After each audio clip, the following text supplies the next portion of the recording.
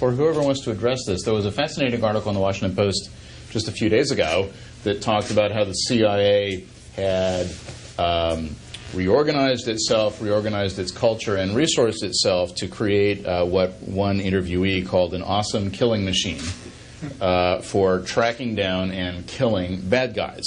And I guess I'd throw out for you, is this what the CIA should be, A? And B, at some point or another, when we decide that's no longer what's needed, are we going to face difficulties? What's going to be the cost or the gnashing of teeth in the transition to move the CIA from being an awesome killing machine to being something else? Just a couple of thoughts. One of the reasons it and special operations forces are doing a lot of killing of terrorists and people of judgment is that they're terrorists or terrorist supporters is because we have a trout policy with respect to them if they're not killed, catch and release.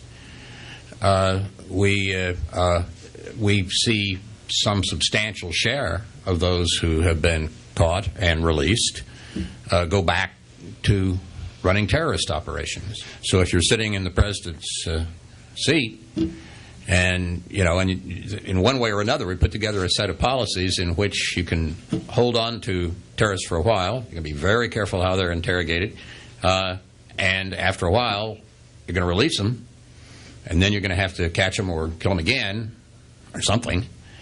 I think, evolve toward looking to the institutions of government, including the CIA and special forces in the military, to do more killing than, frankly, I think is a good idea. I would like to see more people captured and interrogated, not brutally, but it's become a kind of a career-ending path in special forces and the CIA to have to actually figure out what you're going to do with somebody you've captured.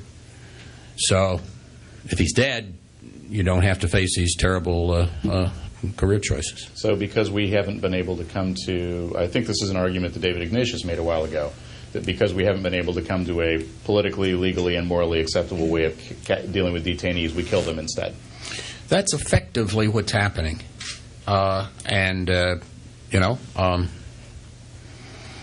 It would not be my preferred solution. Mark, you're the analytic guy. Is this where the CIA should be? Well, the CIA is where the president wants it to be. The CIA is not an independent organization. They are responsive to the guy sitting downtown. And he decides what they do and what they don't do down to operations. So this president has decided that's what he wants the CIA to do. President Obama has used the predators 4 times as often as President Bush. I think that's a fascinating stat. We have 4 times as many predator strikes in this administration as we had in the last administration. That's really interesting. That tells us something. And so the CIA is doing what the president wants it to do. It is killing terrorists. The problem is at some point they will stop. They will stop. And they'll have to have a transition. And what's being lost in this is what I was referring to, is the tacticalization of intelligence. So who's thinking, the big thoughts that Michael is talking about?